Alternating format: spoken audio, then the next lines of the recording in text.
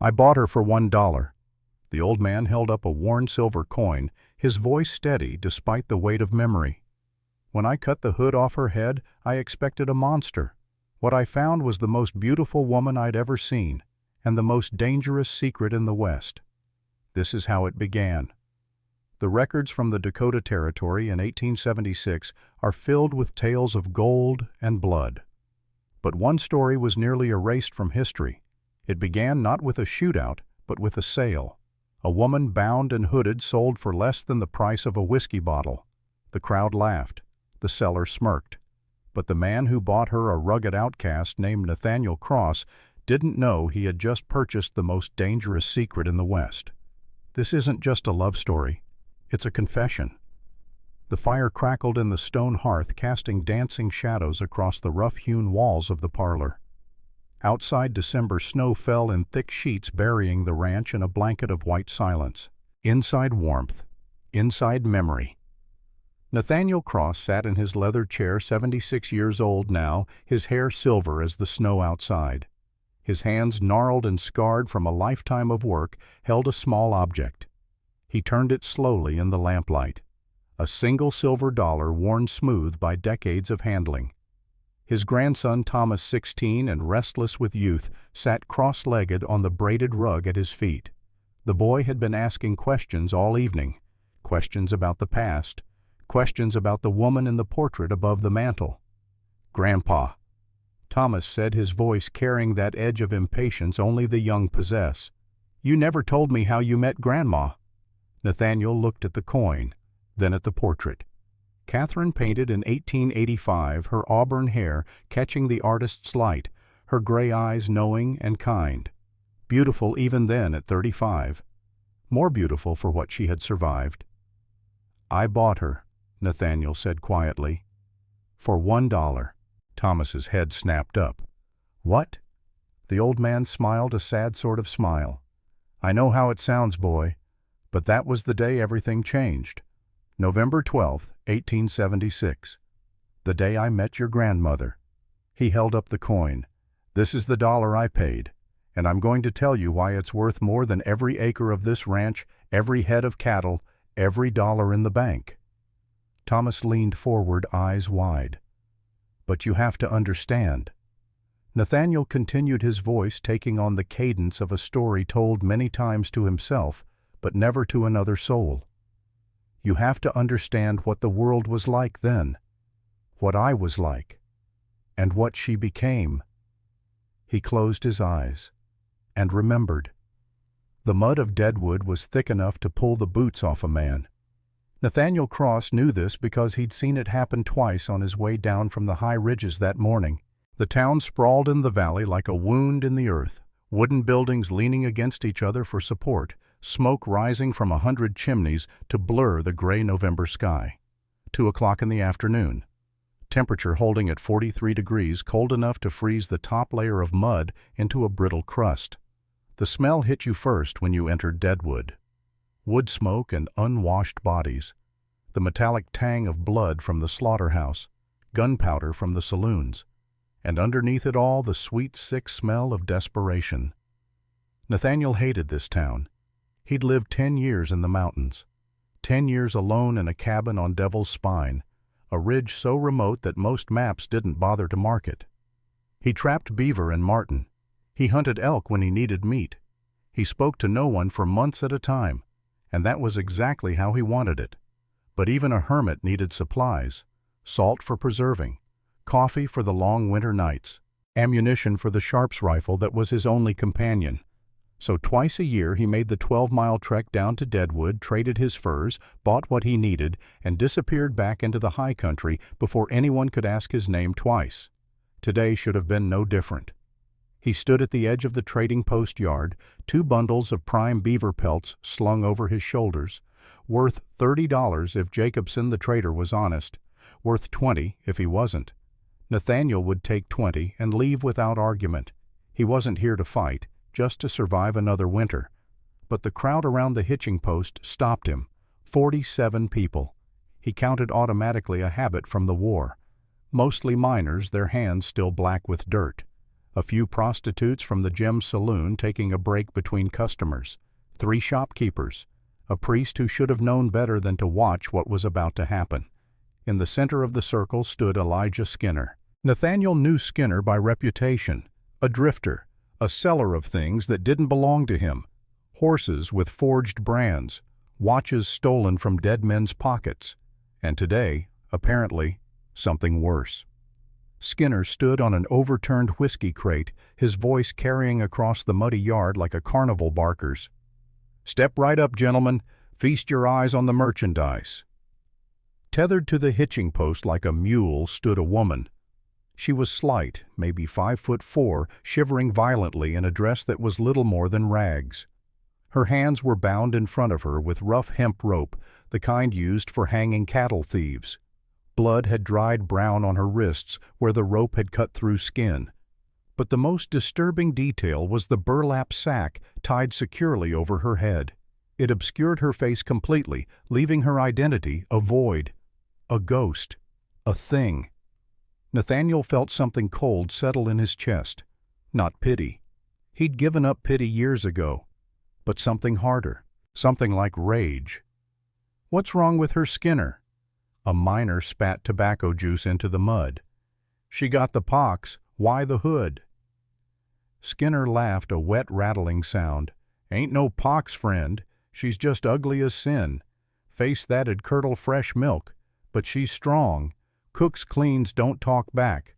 I'll let her go cheap. Do I hear $5? The crowd murmured, but no one bid. $5 could buy a week of warm meals or a night at the gym with 2 girls. No one wanted a woman they couldn't see, especially one described as a monster. $3. Skinner's desperation began to show. He yanked the rope hard, causing the woman to stumble forward into the muck. She made no sound. That was what struck Nathaniel. She didn't cry out, didn't beg, didn't plead. She simply fell to her knees in the mud and struggled to stand again, her breathing ragged beneath the burlap. There was dignity in that silence, a refusal to give them the satisfaction of her fear. Nathaniel had seen that kind of strength before, in men dying on battlefields. In his wife Sarah, the winter the bank took everything. $2. Skinner kicked mud at the woman. "Come on, she's got good teeth, I reckon." A man in the crowd laughed. Maybe she'd make a decent blanket for cold nights. The crowd roared with laughter. Nathaniel's jaw tightened. His hand moved to the leather purse in his coat pocket. Inside $1 silver, his last coin until he sold the furs. He'd planned to buy coffee with it. Real coffee, not the chicory substitute. But looking at that woman kneeling in the mud, silent, and shaking something cracked in the armor he'd built around himself over 10 years, he thought of Sarah. Sarah who'd died alone in a house they no longer owned while he was coming home from a war that had paid him in promises instead of dollars. Sarah who'd never complained, never begged, just got quieter and smaller until she was gone. This woman wasn't Sarah. But that silence, that dignity, it was the same. $1, Nathaniel said. His voice was low like stones grinding together. But it cut through the chatter of the crowd like a knife through cloth. Every head turned. Nathaniel stepped forward into the circle. The crowd gave him room. They knew him by sight, if not by name. The mountain man from Devil's Spine. The one who came down twice a year and left with barely a word. The one whose eyes looked like he'd stared into the sun too long and come away burned. Skinner squinted at him. $1 for a whole woman, that's robbery, mountain man. Nathaniel pulled the silver dollar from his pocket. It caught the weak afternoon light as he held it up. "She's hooded. You claim she's ugly. And look around." He gestured at the silent crowd. "No one else is buying. Take it or I leave and she freezes to death on this post. Your choice." The calculation played across Skinner's face. $1 was better than nothing. And this mountain man looked like the type who didn't bluff. Skinner snatched the coin from the air when Nathaniel flipped it to him. He bid it, checking its authenticity. "Sold to the hermit of Devil's Spine. Good luck with the beast cross. Don't say I didn't warn you about the face." The crowd began to disperse, disappointed there wasn't more of a show. Nathaniel walked to the hitching post. Up close, the woman smelled of stale hay and fear. Her breathing quickened as he approached. He pulled his hunting knife from his belt. The blade was 7 inches of folded steel, sharp enough to field dress an elk in 15 minutes. She flinched. Her whole body tensed for a blow that didn't come. "Stand still," Nathaniel said, his voice gruff but not unkind. With one swift motion he severed the rope binding her to the post, then the cords around her wrists. The hemp had cut deep grooves into her skin. Blood welled up fresh and red. But he didn't remove the sack. Not here. Not with eyes watching from the saloon windows. He pulled the spare buffalo robe from his pack and threw it over her shivering shoulders. She clutched it instantly, burying herself in the fur like a drowning woman clutching driftwood. "Can you walk?" he asked. She nodded once, a jerky, terrified motion. "Then walk. We have a long climb before sundown." He turned his back on civilization such as it was and began the trek toward the mountains. Behind him, 5 paces back, the woman followed, a faceless ghost in the snow that had begun to fall. From the shadows of the gem saloon, a man in a black suit watched them go. He waited until they disappeared around the bend of the road. Then he walked back inside and sent a telegram to Denver. The message was short: woman sold. Buyer identified. Nathaniel Cross. Location Devil's Spine. Cornelius Vance sat behind a desk of imported mahogany in an office that cost more to furnish than most men earned in a lifetime. He was 52 years old. His hair, still thick and dark, was graying at the temples in a way that suggested distinction rather than age. His suit was tailored in San Francisco. The ruby ring on his right hand had belonged to a Spanish governor. He looked like a man who owned the world, and in many ways he did. The telegram lay open on his desk. He'd read it 3 times, but the words hadn't changed. Marcus Morgan deceased. Wagon accident as requested. Ledger not found at residence. Searched thoroughly. Vance's jaw tightened. He picked up a crystal paperweight, a gift from a federal judge he'd bought 2 years ago for the price of a house. He set it down carefully. Control. Everything was about control. A knock at the door. "Enter." Clayton Brennan stepped into the office. 40 years old, former cavalry sergeant, now the head of Vance's private security. A polite term for the man who handled problems that couldn't be solved with money or lawyers. Hayes had cold eyes and steady hands. Vance paid him well. "Report," Vance said. "Marcus Morgan is dead, sir. Made it look like his wagon lost a wheel on the mountain pass. No witnesses. Local sheriff ruled it accidental. And the ledger? Not at his home, not at his office. We tore both apart." Vance stood and walked to the window overlooking downtown Denver. 6 stories below, people moved like ants through the streets. Workers, servants, sheep. "Marcus was too smart to leave that ledger where we could find it," Vance said, speaking more to himself than to Hayes. "He knew what was in it. Names, dates, bribes paid to judges, land deeds forged, every crime we've committed to build this empire." "Then maybe it doesn't exist, sir. Maybe he was bluffing." Vance turned. Marcus Morgan was many things.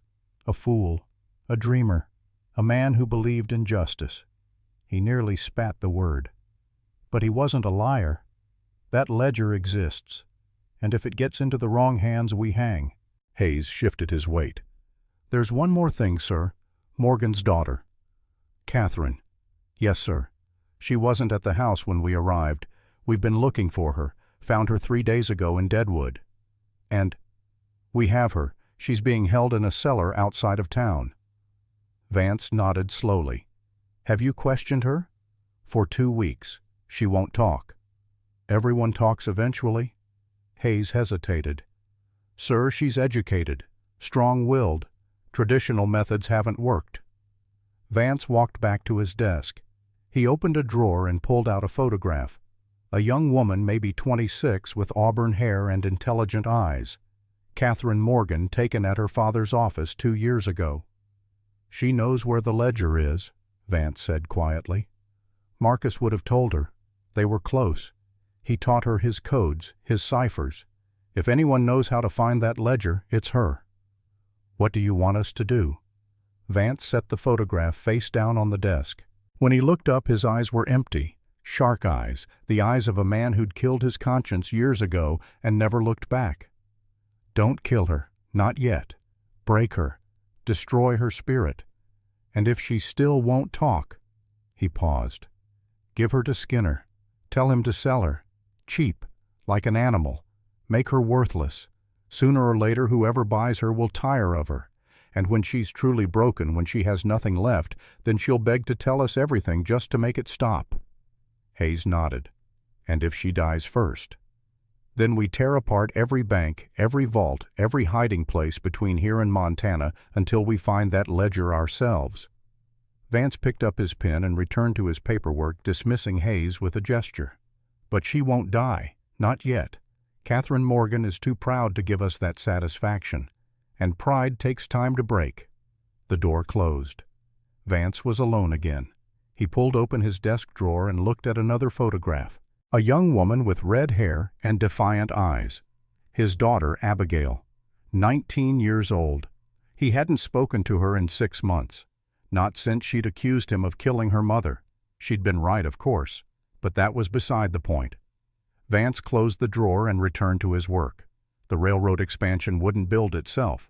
And if a few people had to die or disappear along the way, well, that was the price of progress. The journey up to Blackwood Ridge was treacherous, even for a man unburdened. For a woman who likely hadn't eaten in days, it should have been impossible. But for 3 hours the only sound was Catherine's labored breathing and the crunch of her boots in the snow. Nathaniel kept a steady pace, but his ears were tuned to the sounds behind him. He expected her to collapse, expected her to beg for rest.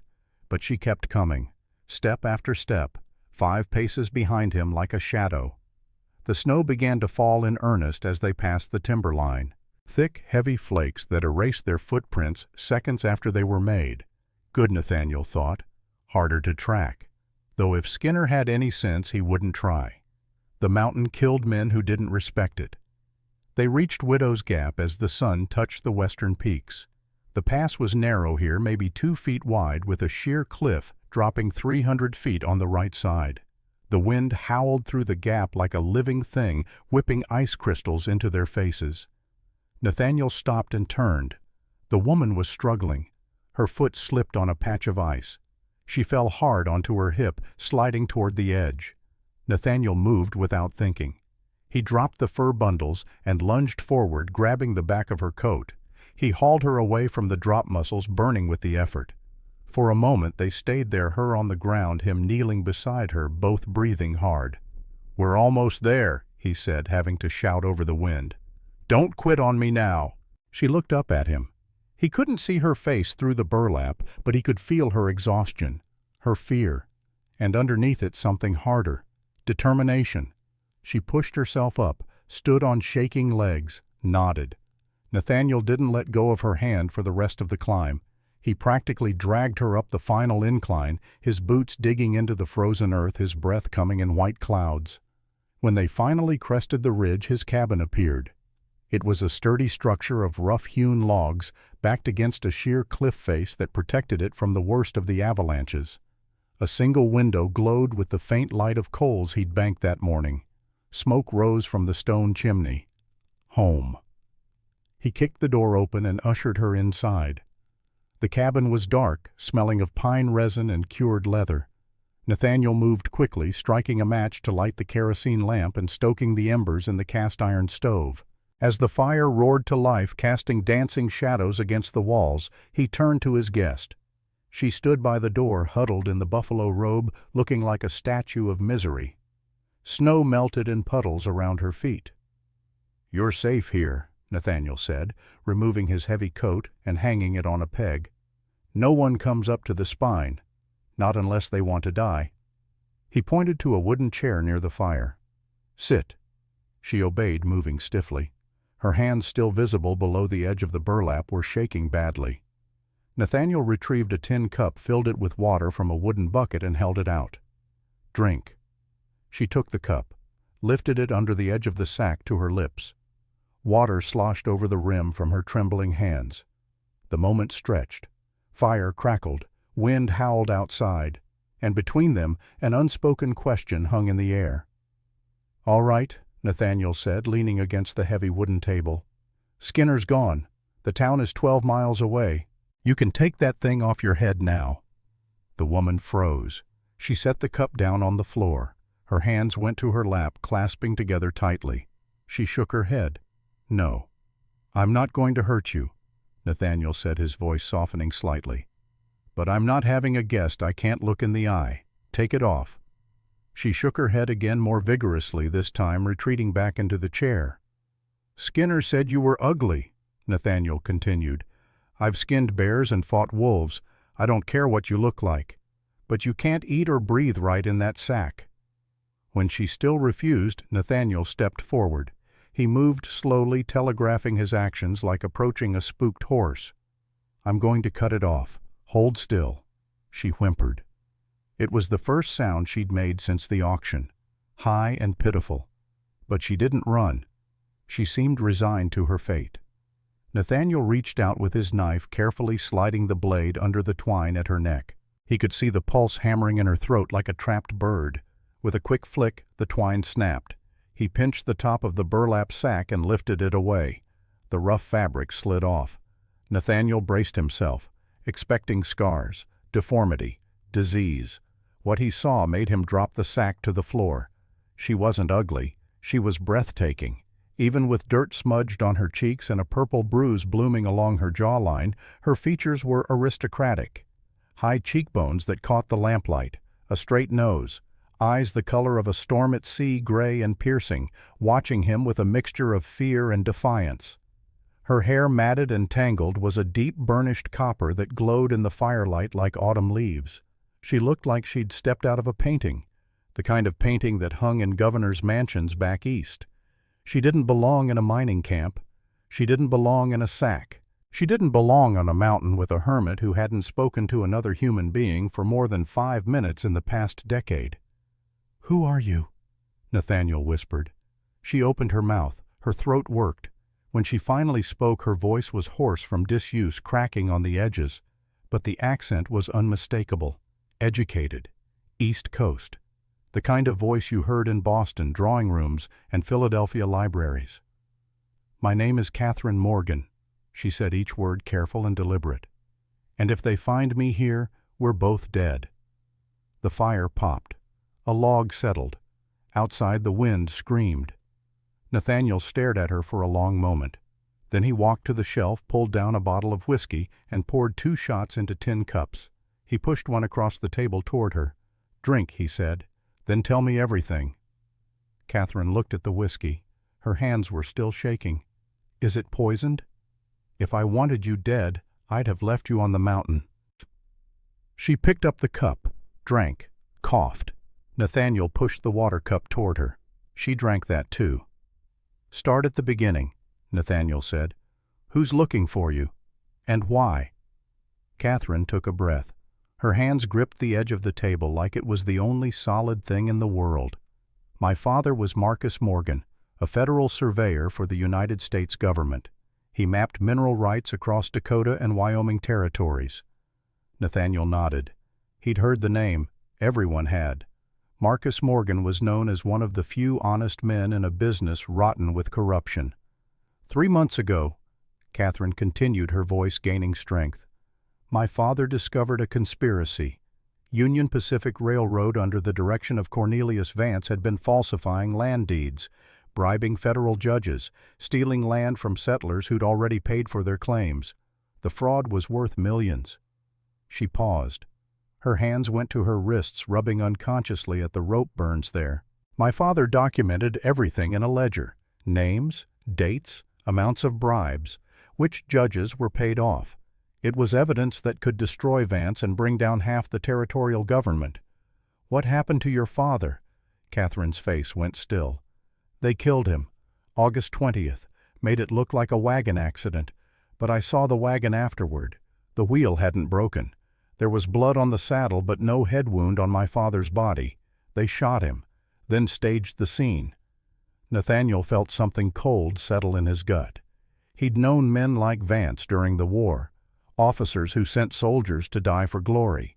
Politicians who got rich on government contracts while men starved in camps. "Where's the ledger now?" he asked. "Denver, Bank of Colorado, Safety Deposit Box 402. "And Vance doesn't know which box?" Catherine shook her head. "My father used a cipher, based on Latin poetry that he taught me when I was a child. He left me a letter with instructions on how to find the box. The letter was in code. Without me, it's gibberish. So Vance needs you alive. He needed me to talk. I didn't. So after 2 weeks of trying—" Her voice trailed off. Her hand unconsciously touched her wrist where a thin white scar ran across the vein. Not a rope burn. Something older. Something deliberate. Nathaniel saw it. Understood. Didn't ask. "So he gave you to Skinner. He finished for her. Worse. He told Skinner to sell me, to humiliate me, to make me property, to take away every shred of dignity until I was so broken that I'd beg to give him what he wanted just to make it stop." Her gray eyes met his. "The hood was so no one would recognize me. Vance has people everywhere. If they knew it was Catherine Morgan Marcus's daughter, someone might have tried to help. Or they might have tried to turn me in for a reward. But I bought you," Nathaniel said slowly, pieces clicking into place, "for $1. In front of 47 witnesses. Skinner was supposed to follow whoever bought me, report back to Vance. Then Vance's men would come kill you, take me, and no one would ever know what happened to either of us." Nathaniel stood, walked to the window, looked out at the darkness and falling snow. "They know where I live," he said. "Skinner will have told them by now. Devil's Spine. Not hard to find if you know where to look." "I'm sorry," Catherine said quietly. "I brought death to your door." Nathaniel turned to look at her. She sat straight-backed in the chair despite her exhaustion. Despite everything that had been done to her, she hadn't broken, hadn't begged, hadn't tried to manipulate him with tears or lies. She'd simply told him the truth and accepted the consequences.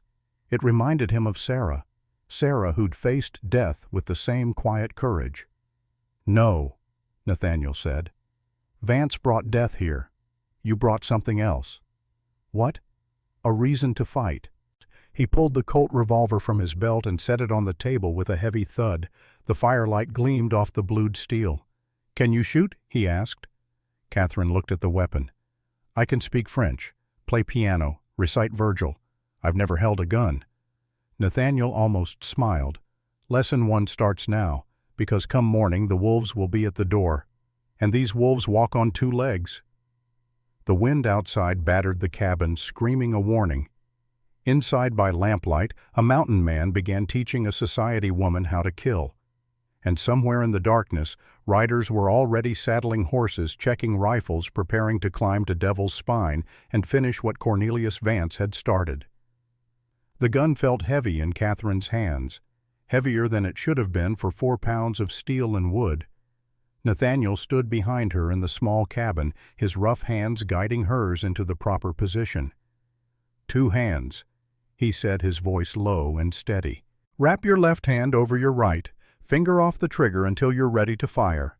Catherine's hands trembled, not from cold anymore, but from the weight of what this meant. Learning to kill, becoming something other than what she'd been raised to be. "The recoil will knock you back," Nathaniel continued. "Don't fight it. Let it push. If you fight, you'll miss and hurt your wrist. Understand?" "Yes." "Good. Now sight down the barrel. See that knothole in the far wall. Aim for center mass. Never the head. Too small a target. Always aim for the biggest part of your enemy." Catherine closed one eye, lined up the sight. Her finger found the trigger. "Squeeze," Nathaniel said. "Don't pull. Squeeze like you're coaxing something gentle." She squeezed. The Colt roared. The sound was deafening in the enclosed space. Smoke filled the cabin. Catherine stumbled backward into Nathaniel's chest. He steadied her.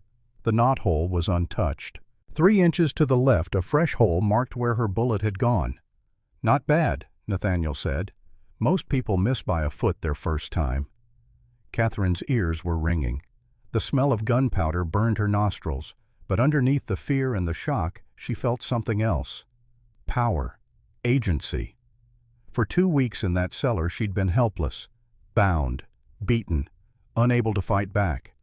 Now she had a weapon, and a teacher who expected her to use it. "Again," she said. Nathaniel reloaded the cylinder, handed it back to her.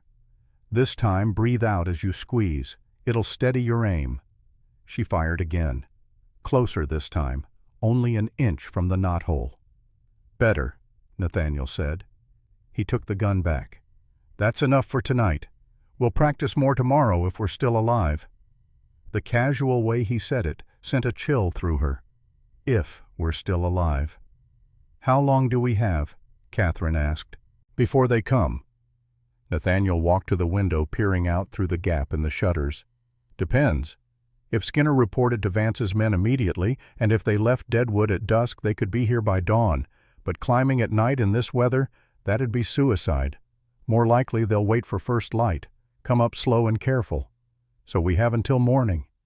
We have tonight." He turned to look at her. "You should sleep. Take the bed. I'll keep watch." Catherine glanced at the narrow bed in the corner, a frame of rough wood with a mattress stuffed with pine needles and wool. Simple, Spartan, but it looked like heaven after 2 weeks on a cellar floor. "What about you?" she asked. "I've spent 10 years on this mountain. I don't sleep much." She wanted to argue, wanted to insist he rest, but exhaustion was pulling at her like an undertow. She walked to the bed and lay down, still wearing the buffalo robe over her torn dress. "Nathaniel," she said into the darkness. "Yes. Thank you. For the $1. A long pause. Then, "Best $1 I ever spent." Catherine closed her eyes. For the first time in 3 months since the night her father died, she felt something close to safe. Outside the wind howled, and down in Deadwood 8 men checked their rifles and waited for dawn. The telegram arrived at 3 in the morning. Cornelius Vance was still awake. He rarely slept more than 4 hours a night. Sleep was for men without empires to build, without secrets to protect. He unfolded the thin paper and read by lamplight. "Woman sold, stop buyer. Nathaniel Cross, stop location Devil's Spine, stop awaiting orders, stop." Vance read it twice. Then he walked to the cabinet behind his desk and pulled out a map of the Dakota Territory. His finger traced the mountain ranges until he found what he was looking for. Devil's Spine. A ridge in the Black Hills so remote it barely rated a mention on most maps. Perfect for a hermit. Terrible for an escape. He returned to his desk and wrote out a reply in careful script. "Send 8 men. Stop Clayton to lead. Stop. Bring the woman alive. Stop. Cross is expendable. Stop. Burn the cabin if necessary. Stop. No witnesses. Stop." He sealed the telegram and rang for his aide. The young man appeared within seconds, eyes bleary from being woken. "Send this immediately," Vance said. "Priority." "Yes, sir." The aide took the telegram and disappeared. Vance returned to the window. Dawn was still 3 hours away. Below, Denver slept.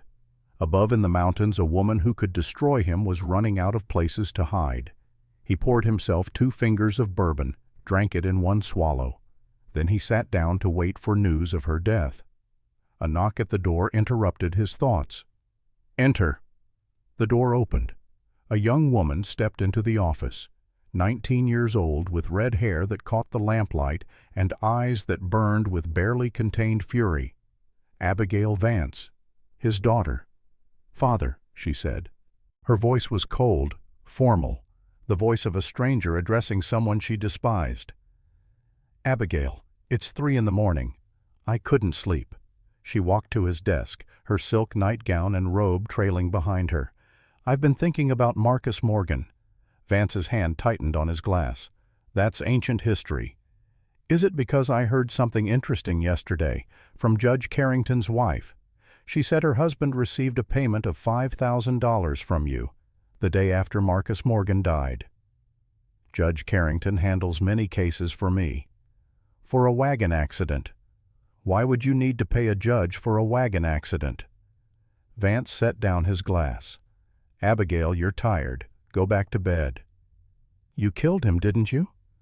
Her voice was steady, no longer the voice of a girl but of a woman who'd seen through the lies. Marcus was your partner, your friend, and you had him killed. That's an absurd accusation. Is it? She leaned forward, palms flat on his desk. Mother died in a carriage accident 3 years ago. Remember, the brake line snapped. But I saw you in the carriage house the night before. I was 12 years old. I watched you cut something under the carriage. I didn't understand then, but I do now. The room went very still. Vance stood slowly. You're speaking of things you don't understand.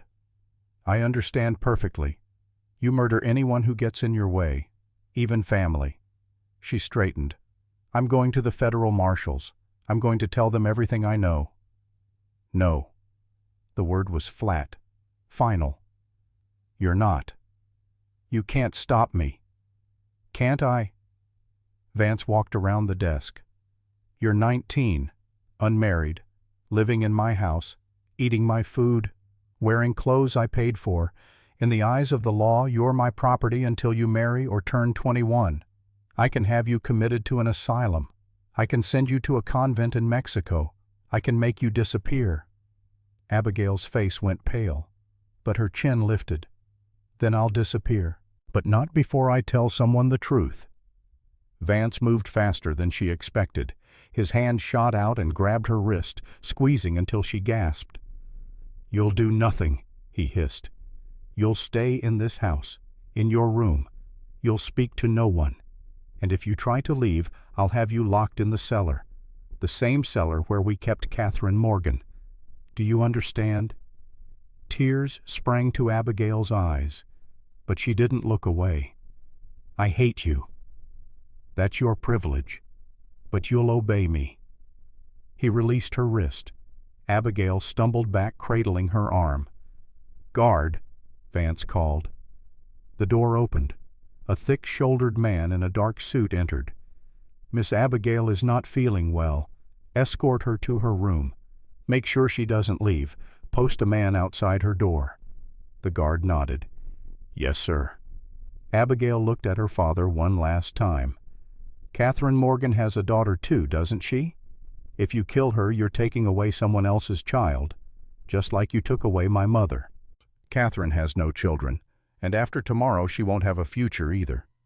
Abigail turned and walked out, her head high despite the guard's hand on her elbow. The door closed. Vance was alone again. He returned to his desk and sat down heavily.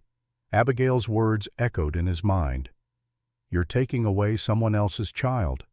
He pushed the thought aside. Sentiment was weakness, and Cornelius Vance hadn't built an empire by being weak. The first shot came at 6:47 in the morning. Nathaniel had been awake for 3 hours watching the darkness slowly give way to gray pre-dawn light. He'd seen the shapes moving in the tree line. 8 men, maybe 9. They'd been in position for 20 minutes surrounding the cabin in a loose semicircle. Professionals. They weren't rushing in.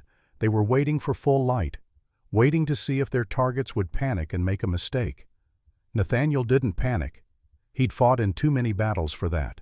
Instead, he'd spent the time preparing, loading weapons, filling canteens, checking the escape route he'd dug years ago for exactly this kind of situation. The bullet shattered the upper corner of the window, sending shards of glass spraying across the wooden floorboards. Catherine screamed. She'd been asleep when the shot came, dreaming of her father. Now she was awake, rolling off the bed and crawling toward Nathaniel as he'd instructed her the night before. Stay down, Nathaniel hissed. Don't touch the colt unless they come through the door. He was already moving, sliding across the floor to the corner of the cabin where the shadows were deepest. He peered through a gap in the logs, a narrow space he'd carved for exactly this purpose. 3 of them visible, one behind a snowdrift to the east, one near the tree line, one by the woodpile. A voice boomed from outside, distorted by the wind, but clear enough. Cross, send the girl out. We know she's in there. Give her up and you can keep your $1.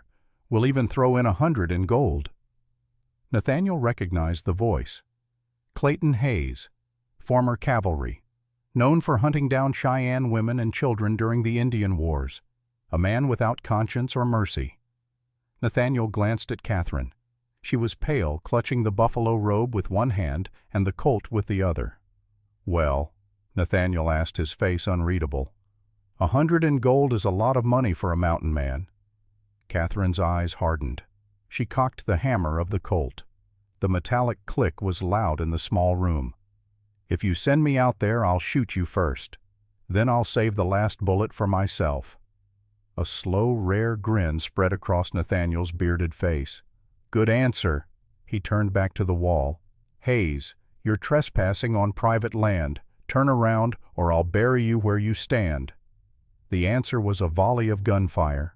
Bullets chewed into the wood, filling the air with splinters and the smell of cordite. Nathaniel counted the shots. 3 Winchesters, 2 Henry rifles. They were trying to keep him pinned while someone moved closer. He waited, timing the shots, listening to the rhythm of reloading. 1, 2, 3. Pause. In that pause, Nathaniel stood. He thrust the barrel of the sharps through the broken window, sighted on the unnatural shape of the snowdrift, and squeezed the trigger. The sharps roared like a cannon. The .50 caliber round hit the man behind the snowdrift square in the shoulder, spinning him around and dropping him into the white powder where he thrashed and screamed. "One down," Nathaniel grunted, ducking back as return fire shredded the window frame. "They're going to rush us," Nathaniel said, crawling over to Catherine. "They'll try to burn us out. We can't stay here." "Where do we go?" Catherine asked, her voice shaking but her hands steady on the gun.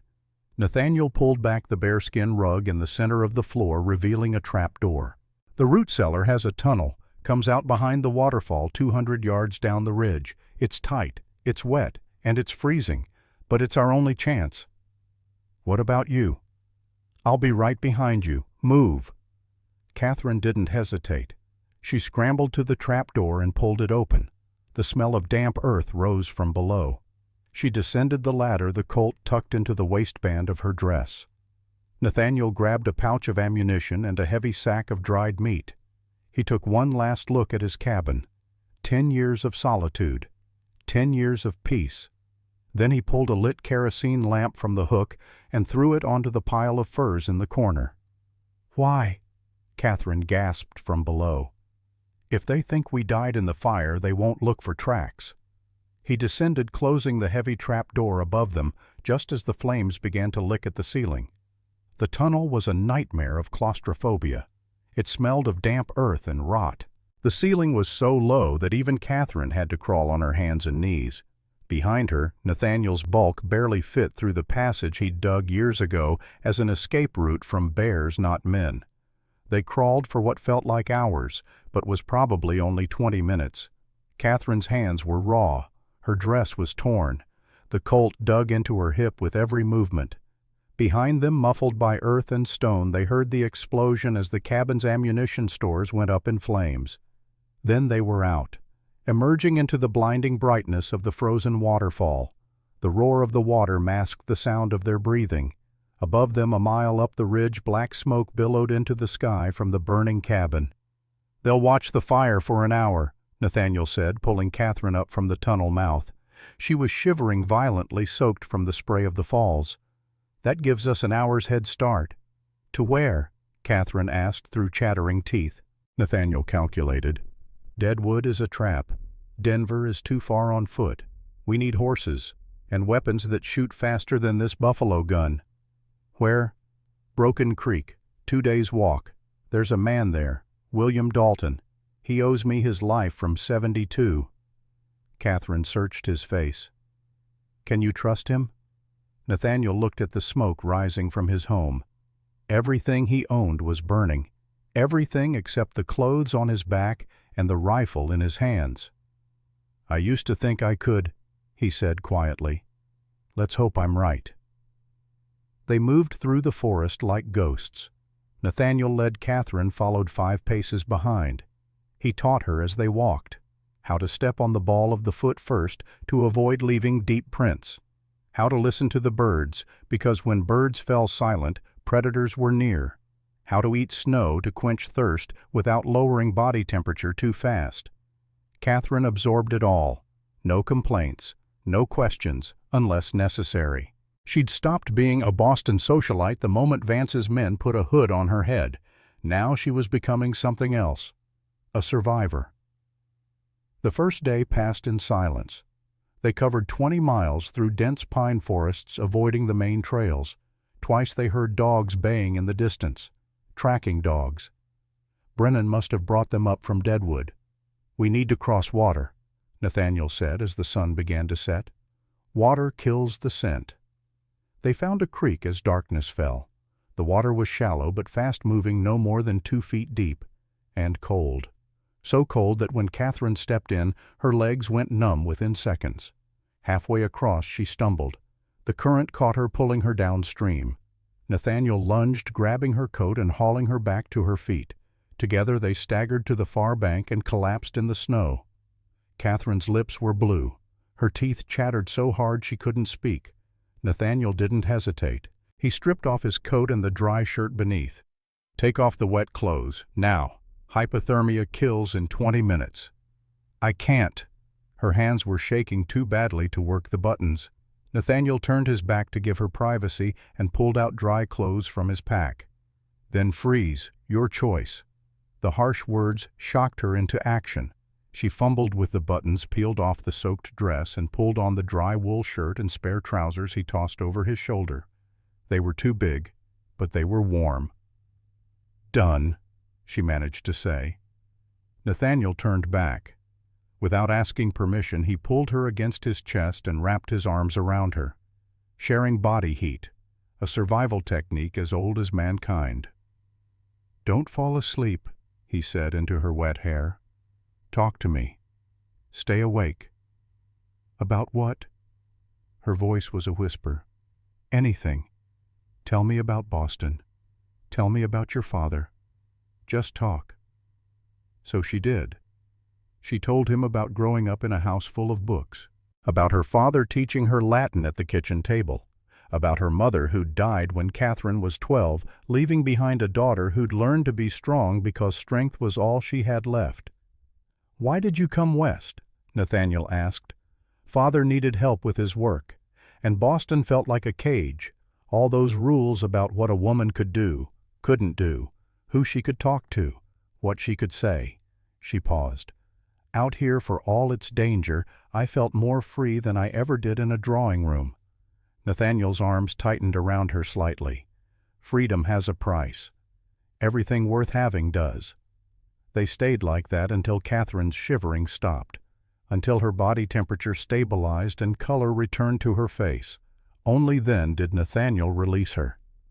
"We'll camp here tonight," he said, already gathering dry wood for a fire. "Small fire, hidden by these rocks. We'll move again before dawn." As he built the fire, Catherine watched him. His movements were efficient, practiced, no wasted energy. She realized she knew almost nothing about this man who'd bought her for $1 and then risked everything to keep her alive. "Nathaniel, why did you leave civilization, really?" His hands paused in their work. For a long moment she thought he wouldn't answer. Then he sat back on his heels and stared into the small flames. "The world down there," he said slowly. "It took everything from me, my wife, my land, my faith in anything resembling justice. I came up here because the mountain doesn't lie. It kills you if you're stupid, feeds you if you're smart, but it's honest. Men aren't. You must have been lonely." Loneliness is safer than betrayal. Catherine moved closer to the fire. "But you saved me. That was an act of trust." Nathaniel looked at her, really looked at her. At the woman who'd survived torture and humiliation and still held her head high, who'd learned to shoot in one night and crossed a freezing creek without complaint. "Maybe," he said quietly, "you reminded me that not everyone is worth running from." Something shifted in the air between them. Catherine felt it, a warmth that had nothing to do with the fire, But before either of them could speak, a sound cut through the night. Distant, faint, but unmistakable. Dogs baying. And they were getting closer. "Put out the fire," Nathaniel said, already moving. "We run. Now." They ran through the darkness. Behind them the dogs grew closer. Brennan must have found their trail at the first creek crossing. Now he was driving them like game animals toward some predetermined trap. How far to Broken Creek? Catherine gasped as they crashed through a thicket of pine. 5 miles, maybe 6. Too far at this pace. Then we need to slow them down. Nathaniel glanced at her. In the moonlight her face was determined. Not panicked. Good. There's another creek ahead. Deeper. We go downstream 100 yards. That'll confuse the dogs. Buy us maybe an hour. They reached the second creek 10 minutes later. This one was deeper up to their waists. The cold was a physical shock driving the air from their lungs. But they waded in and moved downstream, the current fighting them with every step. Behind them, the dogs reached the creek bank. The baying stopped, confused. The scent had disappeared into running water. Nathaniel and Catherine climbed out 100 yards downstream and ran again. This time the dogs didn't follow, not immediately, but eventually they'd spread out, search both banks, find the trail again. They reached Broken Creek as the sun rose on the second day.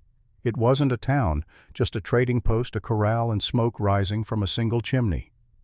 "Wait here," Nathaniel said, leaving Catherine hidden in the brush.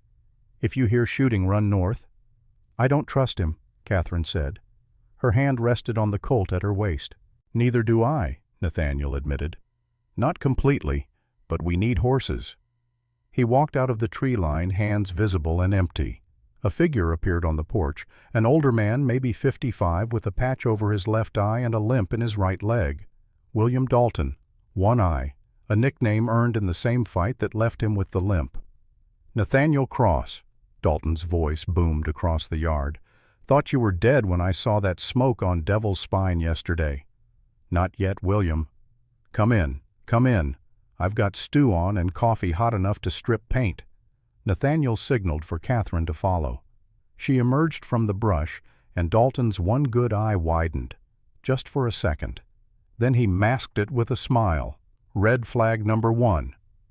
"Friend of yours?" Dalton asked, too casually. "Traveling companion," Nathaniel said. "We need supplies.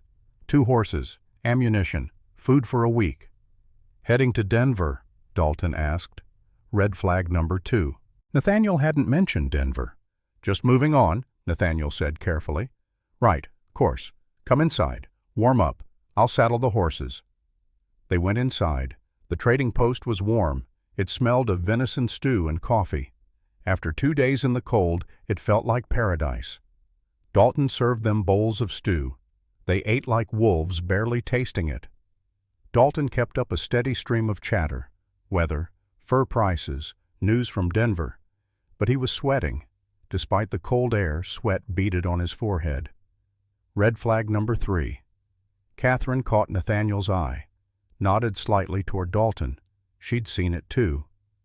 "I'll go saddle those horses," Dalton said, standing abruptly. "You folks rest up." He went out the back door. The moment he was gone, Catherine leaned across the table. "Something's wrong." Nathaniel sniffed his coffee. A faint bitter residue on the rim. Laudanum. A light dose. Enough to make them drowsy. Slow their reactions. "Don't drink any more," he whispered. Then they heard it, the sound of hammers being cocked. From the back room, from the front window. Dalton's voice came through the back door, apologetic but firm. "Sorry, Nathaniel, but Vance's men came through yesterday, put up a poster. $5,000 for the woman. 5,000. That's enough to get me out of this frozen hell and back to St. Louis. I got nothing personal against you, but a man's got to eat." Nathaniel's face went hard. "Dalton, you son of a—" Windows shattered. Bullets slammed into the walls. Nathaniel flipped the heavy oak table onto its side in one fluid motion, pulled Catherine behind it.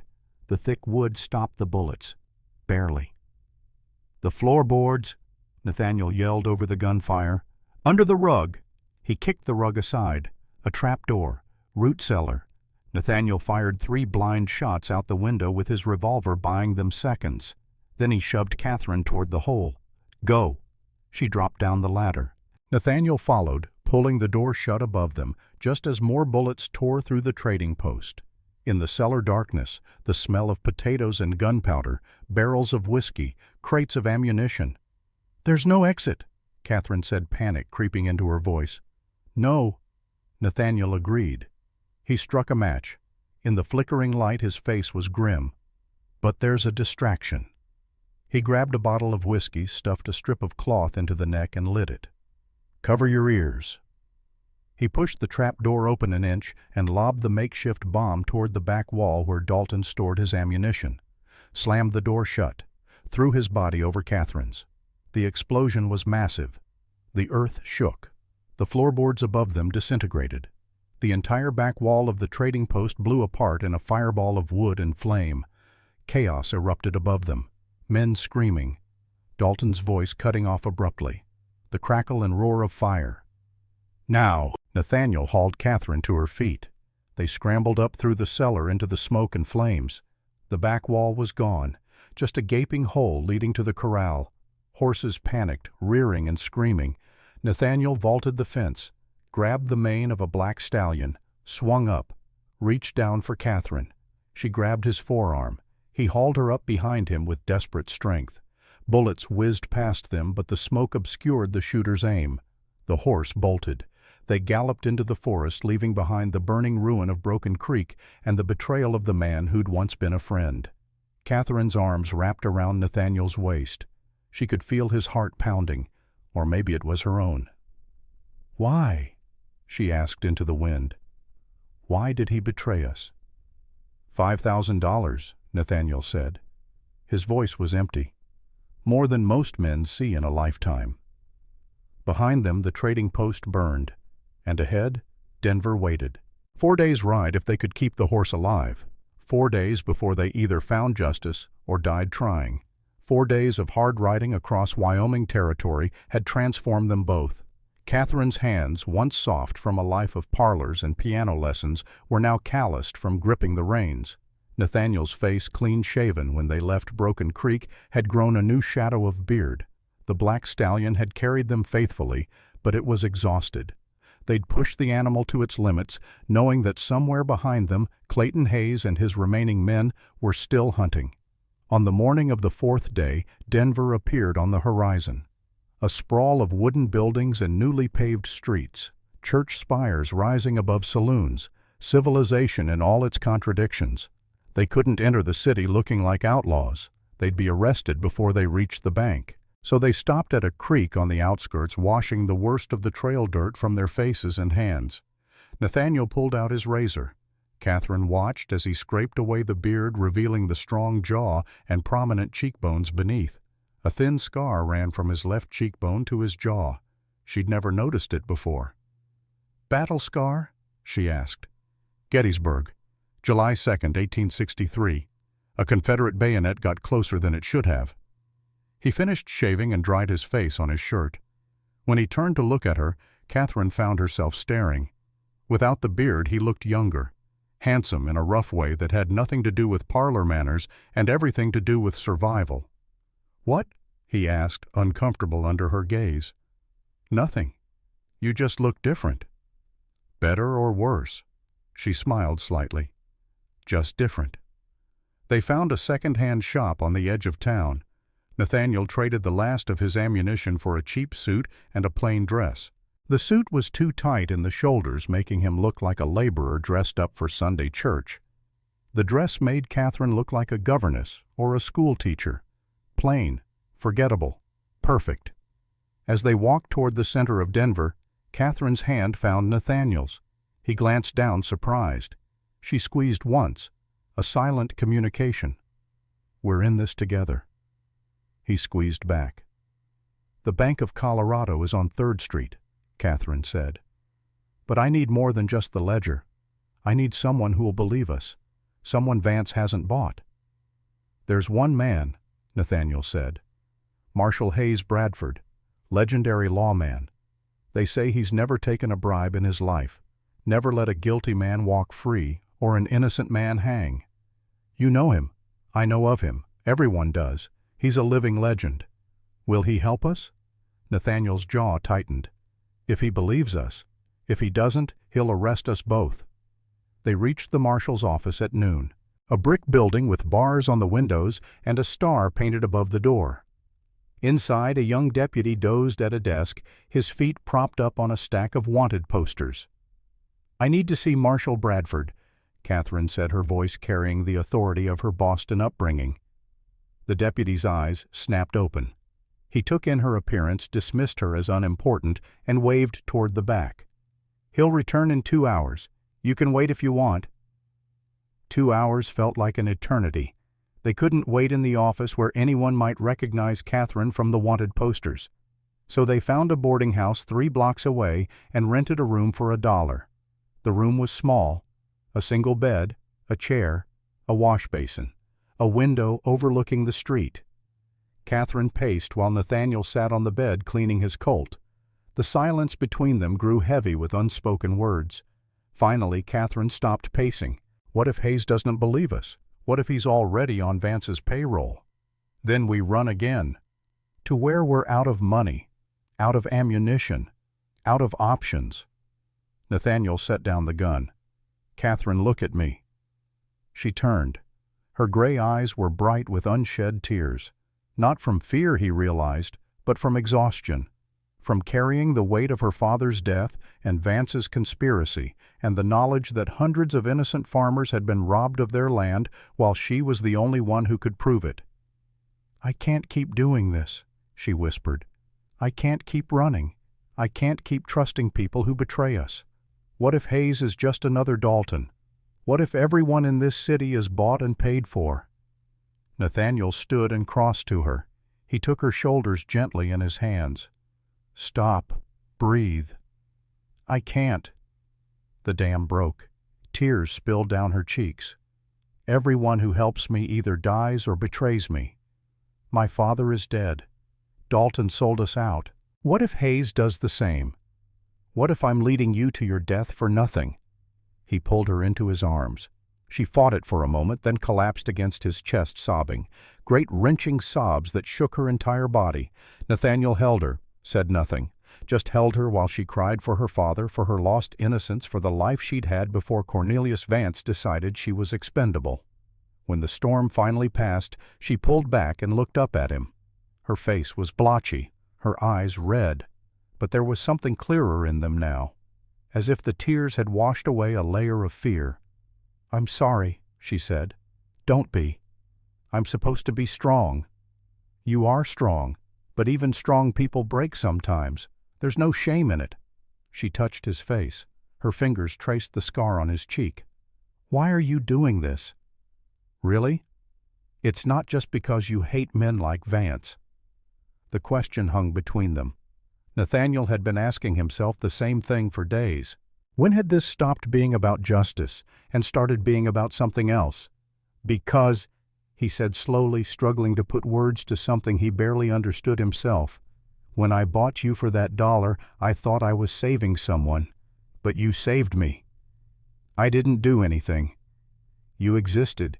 You reminded me that I'm not just a ghost living in the mountains, that I can still feel, still care, still—" He stopped. "Still what?" The silence stretched. Outside, a church bell rang twice. Inside, only the sound of their breathing. "Still love," Nathaniel finished quietly. Catherine's breath caught. "I loved my wife," he continued. "When she died, I buried that part of me. Thought it was dead and gone. But you dug it up, and I don't know whether to thank you or curse you for it." Catherine's hand moved from his face to his chest, where she could feel his heart beating. "I feel it too. This thing between us. I didn't want to, didn't plan to. But somewhere between the cabin and here I started caring whether you lived or died, and that terrifies me more than Vance does." "Why?" "Because everyone I care about gets hurt." Nathaniel lifted her chin so she had to meet his eyes. "Then we'll get hurt together. But we won't give up. Not now. Not when we're this close." He leaned down. She rose on her toes.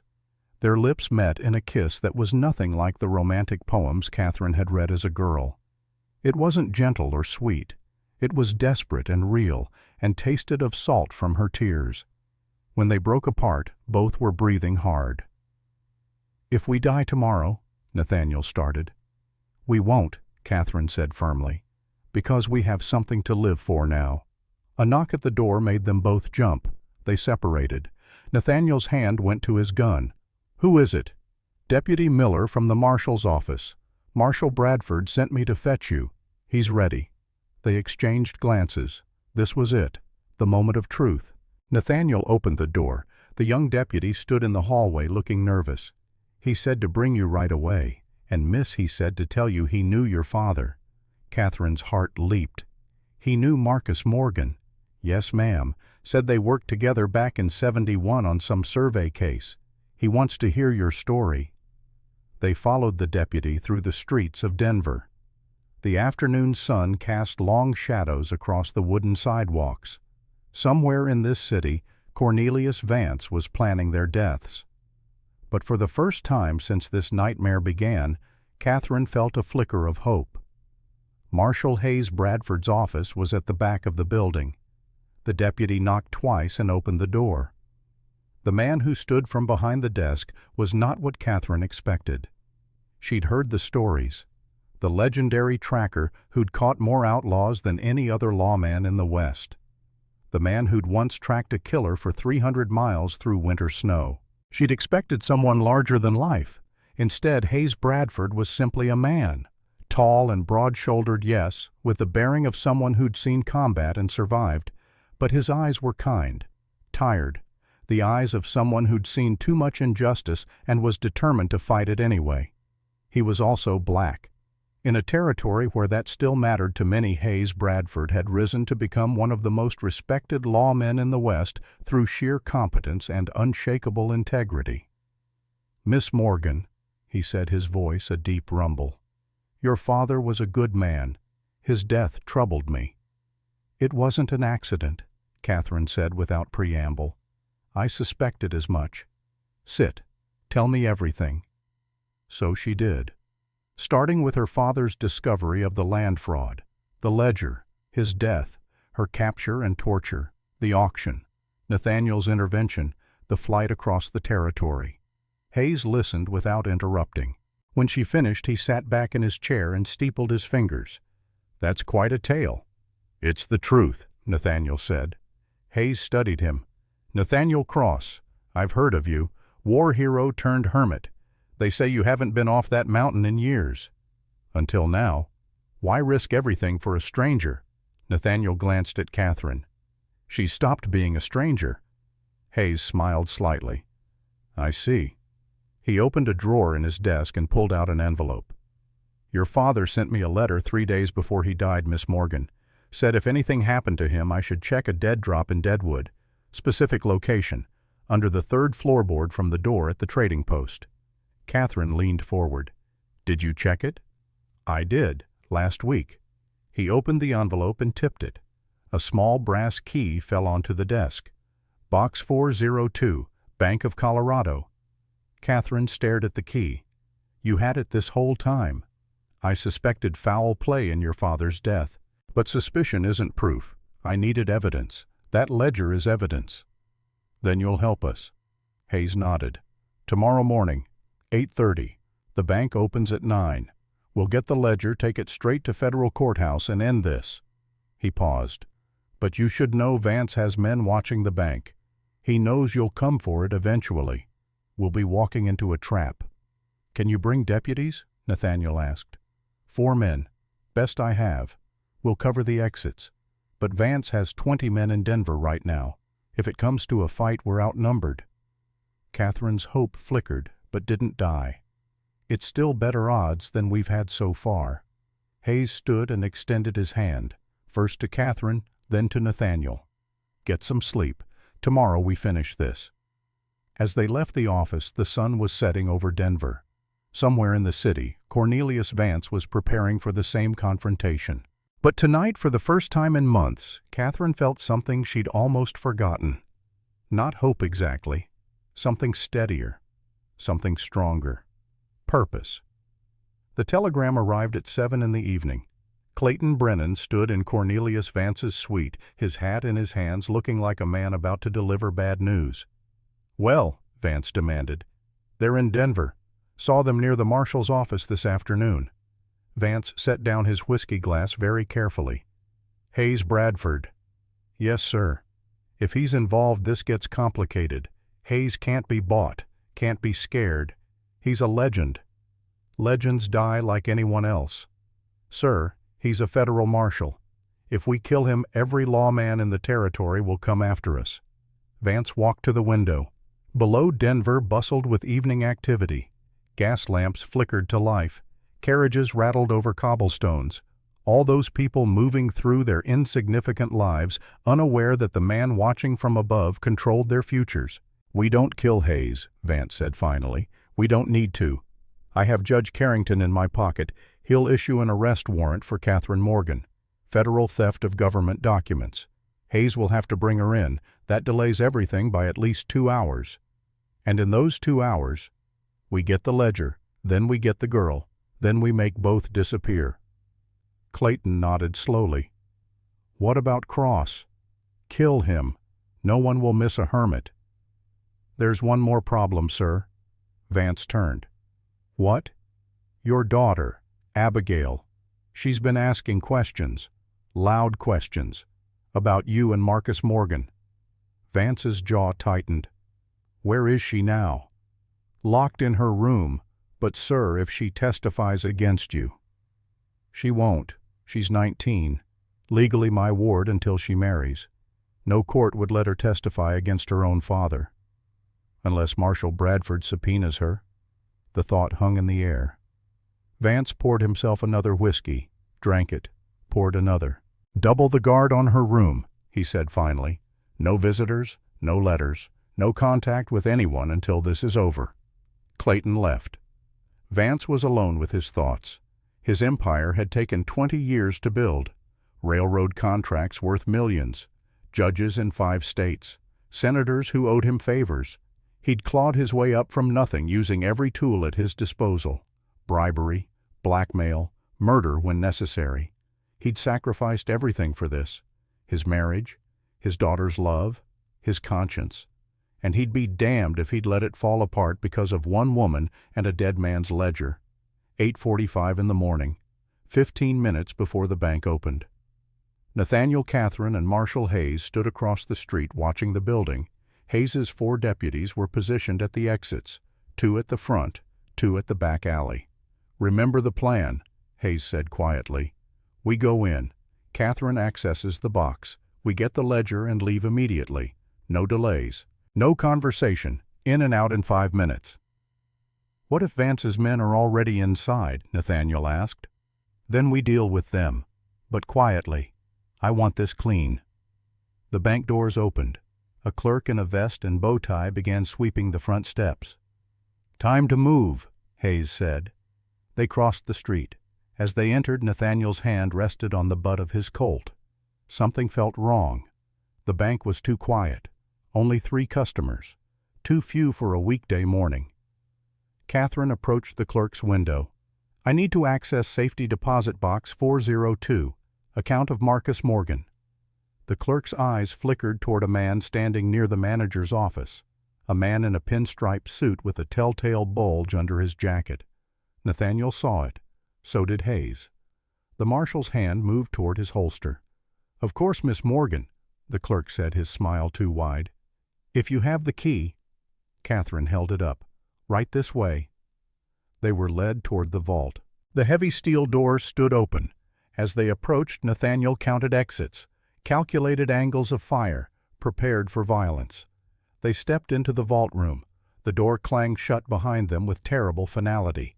From the shadows, 2 more armed men materialized, then a third, and finally Cornelius Vance himself stepped into the light. He looked exactly as Catherine remembered. Immaculate suit, graying hair, dead eyes that calculated everything and felt nothing. "Miss Morgan," Vance said pleasantly. "You've been terribly inconvenient." Nathaniel moved to stand between Catherine and Vance. Hayes drew his Colt, but 3 guns were already pointed at him. "Vance," Hayes said, his voice hard, "you're under arrest for conspiracy, fraud, and murder." Vance laughed. "With what evidence? You have nothing." "We have the ledger," Catherine said. "Do you, then please show me which box it's in? Go ahead. Open box 402. Catherine's heart sank. Of course he'd searched the box already. Of course he'd known which one to look for. They'd walked straight into his trap. But she moved to the wall of boxes anyway, found 402, inserted the key. The box was empty. Vance's smile widened. "You see nothing. Now I'm a reasonable man. Tell me where the real ledger is and I'll let you walk out of here. Maybe I'll even let your mountain man live." "The ledger is in box 307, Catherine said clearly. Every head turned to stare at her. Vance's smile faltered. "What?" "My father was too clever for you. The letter with the box number was misdirection. The cipher had a second layer. The real box is 307. She walked to that box. Her hands were steady as she inserted the key. It shouldn't fit. But somehow, impossibly, it did. The box opened. Inside lay a thick leather-bound book. Catherine pulled it out, held it up for everyone to see. "This has everything. Every bribe, every forged deed, every crime you've committed in the last 5 years. It's over, Cornelius." Vance's face went purple with rage. "Give that to me, now." "No." He nodded to one of his men. "Kill the marshal."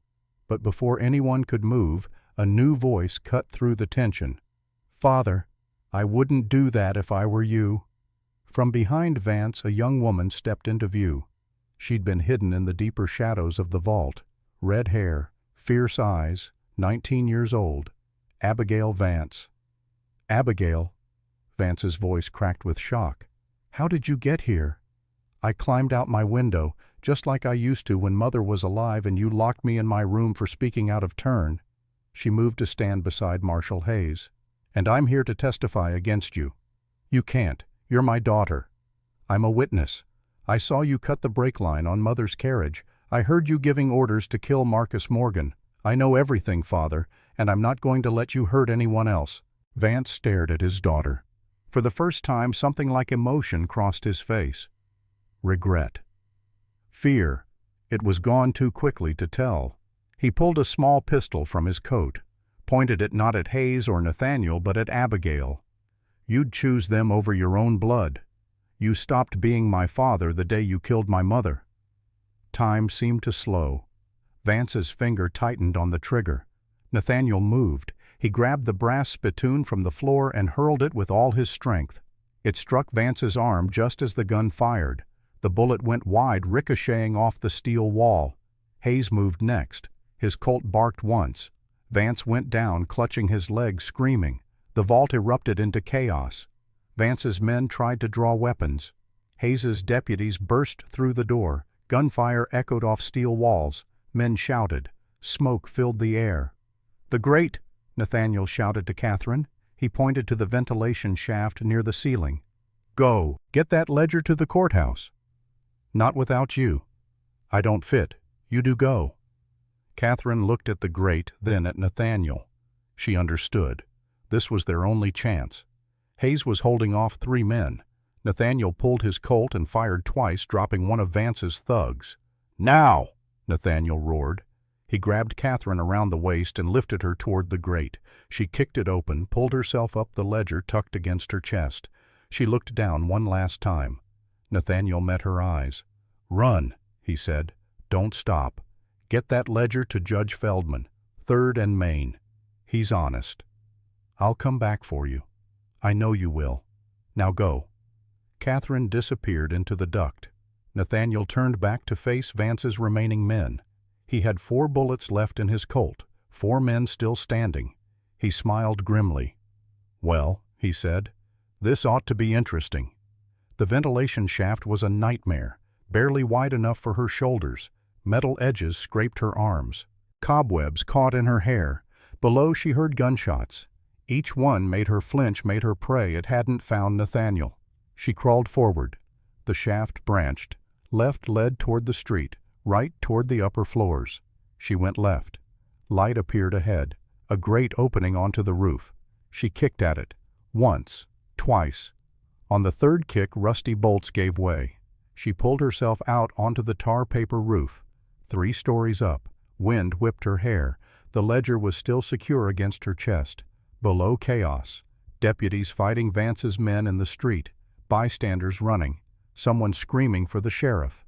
The courthouse was 3 blocks east, but she couldn't go down through the bank, not with the battle raging inside. She looked at the next building. A hotel. 4 feet away. Catherine had never jumped between buildings before, never done anything remotely like it. But she thought of her father, of Nathaniel, of all the people Vance had hurt. She backed up, took a breath, and ran. For one terrifying moment she was airborne. Then she hit the hotel roof hard, rolling with the impact. Her ankle twisted. Pain shot up her leg, but she was across. She scrambled up and ran toward the fire escape, down the metal stairs. Her ankle screamed with every step, but she didn't stop. She hit the street and kept running. Her governess dress was torn. Her face was scratched and bleeding. People stared, but she didn't care. 3rd and Main. The courthouse rose before her. Gray stone, American flag snapping in the wind. She burst through the doors. "Judge Feldman! I need Judge Feldman!" A bailiff tried to stop her. "Miss, you can't just— Federal conspiracy murder, I have evidence." An older man appeared from a side office. White beard, black robes, eyes that had seen 40 years of lies and truth. "I'm Judge Feldman. Who are you?" "Catherine Morgan, Marcus Morgan's daughter. And this," she thrust the ledger at him, "this is proof that Cornelius Vance has been defrauding the federal government of millions of dollars." The judge took the ledger, opened it. His eyes scanned the first page, then the second. His face went pale. "Where did you get this?" "My father, before Vance had him killed."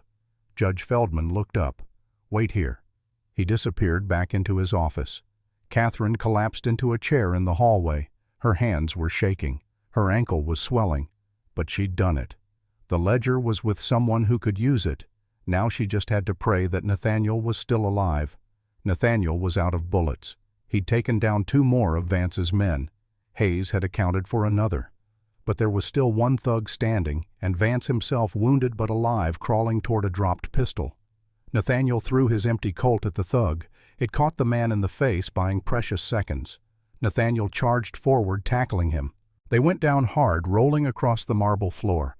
The thug was younger, faster. But Nathaniel had been fighting for his life since Gettysburg.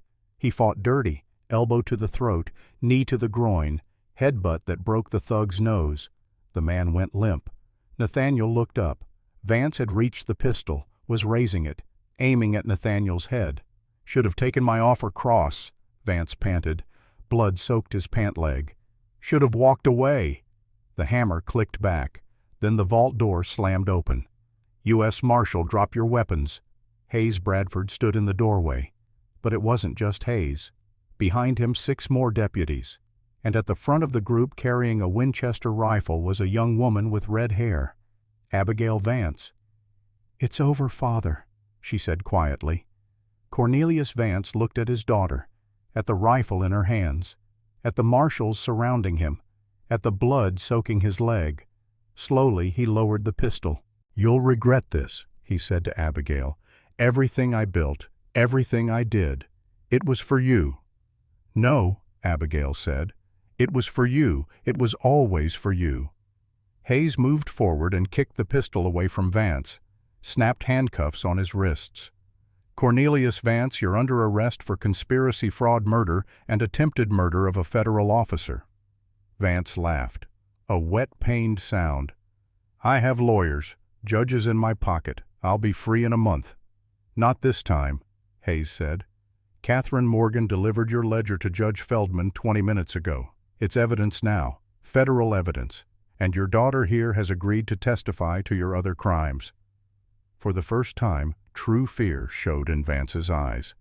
Nathaniel pulled himself to his feet. His shoulder ached where a bullet had grazed it. His ribs were bruised from the fall, but he was alive. "Where's Catherine?" he asked Hayes. Courthouse. Safe. Judge has the ledger. Relief flooded through Nathaniel so powerfully it nearly knocked him down again. She made it. She made it.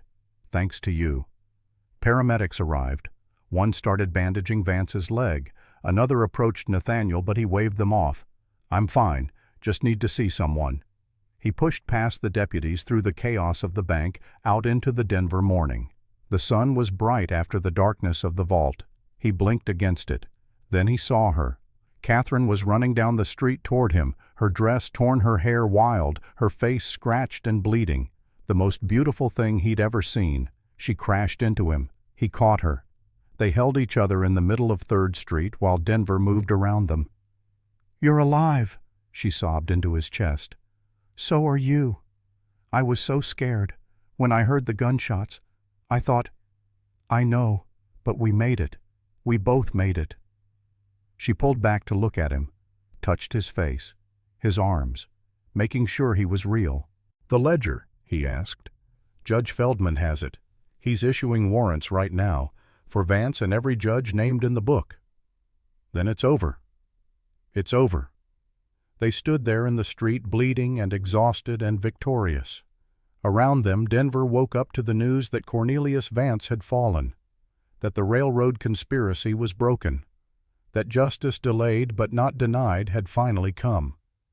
Devil's Spine looked different in summer. The same ridge, the same cliffs. But now a new cabin stood where the old one had burned. Bigger, sturdier, with a porch and real glass windows. Nathaniel Cross, 38 years old now, sat in a rocking chair on that porch. In his arms a small child, a girl, 2 years old. Sarah, named for his first wife, with her mother's red hair and gray eyes.